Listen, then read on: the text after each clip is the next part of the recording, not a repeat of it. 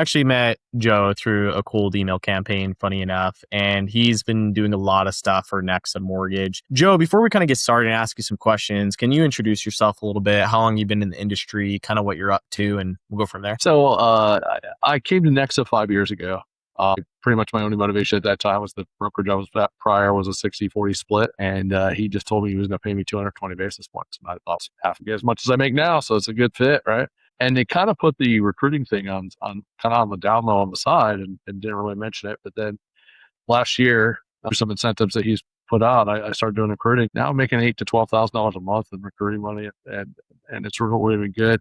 Growing that side of my business, growing the mortgage side of my business, with him having bought into the Fizzbo site, looking at using those strategies to help people sell their homes, and eventually buy other homes. Been in the industry since 2019, and I before that I was top 5 in the nation for Ford Motor Sales and cars. I actually didn't know that, so that's pretty cool. Like how quick you grew. So okay, we talked earlier before the podcast started about like FSBO leads. For someone that's not at Nexa, or if they are at Nexa, how can you market to like FSBOs and like giving those to agents and like really trying to help them grow their business? Because you talked about Mike doing it. I'd love to hear that strategy for my audience to know how to use those. So it's a simple concept of aligned goals, right? So the for sale by owner person is trying to save themselves 3 to 6% from using a realtor, and by giving them access, what we call Fizzbo Pro with the site, you actually can use that to give them a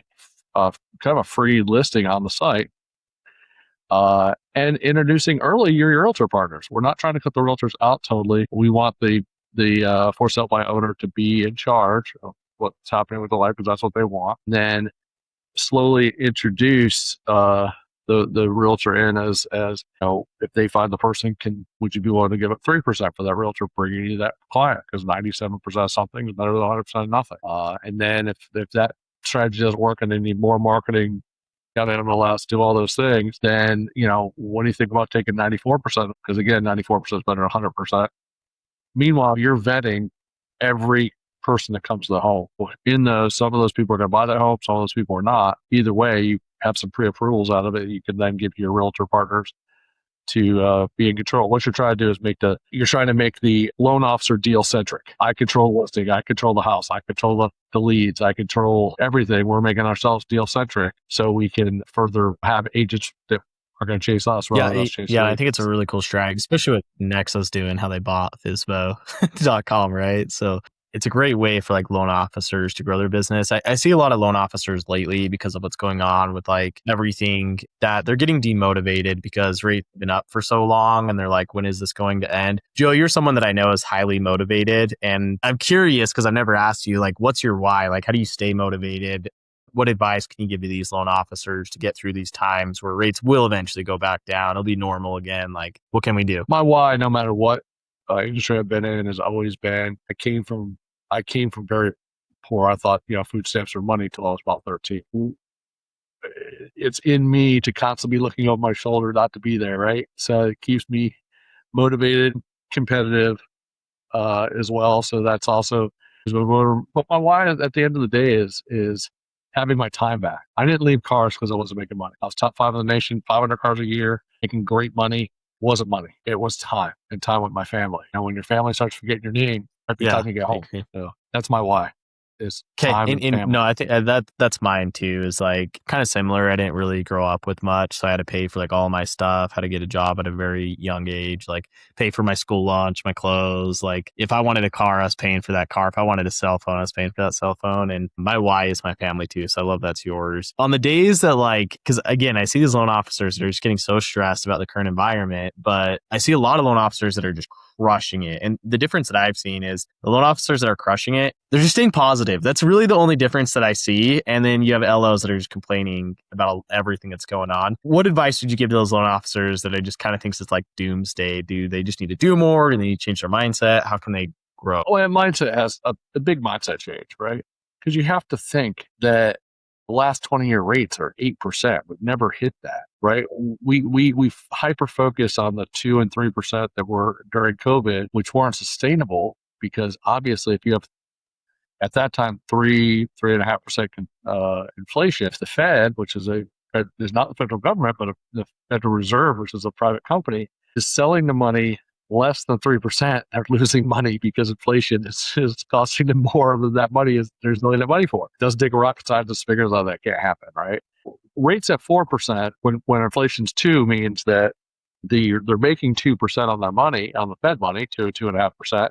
Then the bank's making their 2%. So that's why you're putting rates at 6.5%, 6.5% right now. That's actually, not a crazy number to be at. I know it's not at 3%, and I know people love that. That now you're taking on, there's so many people with pent up equity. They're sitting in their house and going, I've got $300,000 in my house and I'm paying 29% out of my Amex card. Why? Your blended rate is no longer 3%. Your blended rate is much higher than that. And then you got to look at that. You have to have those conversations with people. Why is now the best time to buy? Prices are lower, right? And if you take a $300,000 house and you buy that house today, next year, it's going to be $320,000, right? And at least in Florida, the last 50 years, Florida's gone up 6.14%. So at 6.41%, it's going to be worth about $320 next year. So either you're going to gain $20,000 or you're going to pay somebody else next year because you waited $20,000. Either way, $20,000 is going to happen. Now you take your rent that you're paying for $2,000 while you're waiting on buying that house. You put $2,000 a month times 12, you're down $24,000. 24 to 30 to 20,000. Now you're at $44,000. You've thrown in the trash just because you wanted to wait. When the rates come down 1%, 5 million buyers to the marketplace. What's that do to the rate? What's that do to the price of the house? Goes up 10%. 10% of $300,000 house, $30,000. So now we've got 24, 20, 44, 30. You just lost $74,000. Now, if you got $74,000 to waste, by all means, wait. If you don't, what are you waiting for? And most people don't have $74,000. Yeah, and it's so important to have those conversations because, especially with the LOs that have been in the business 20 plus years, I promise you, there's at least one person inside of your database, if you send out a mass email, hey, I'm doing free loan consultations, that they could benefit from refinancing, or they probably know someone that's getting into a home, especially if you've been in the business that long.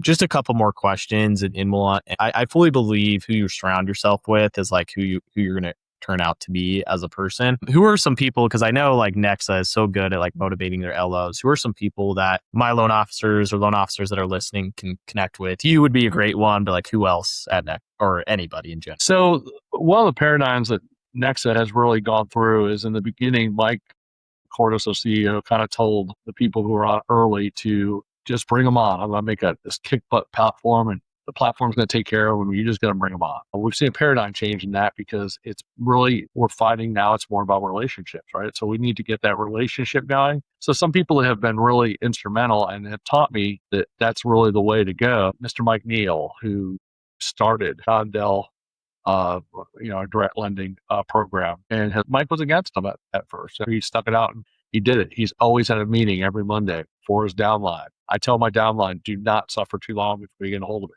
I can move mountains. I know people in the industry. Todd Bitter just recently came on to Nexa, and I went to doing coaching with him. Have a mentor, have a coach.